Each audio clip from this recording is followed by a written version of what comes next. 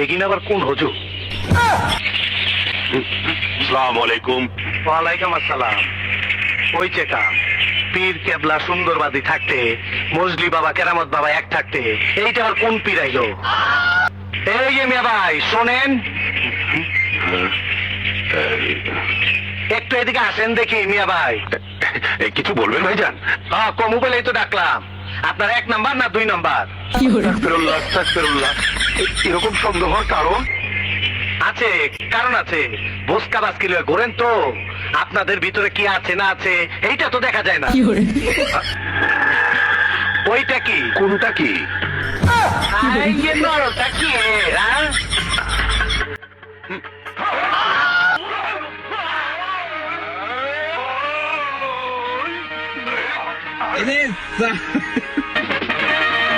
কি মনে করছিলে আমরা খুব ভালো মানুষ?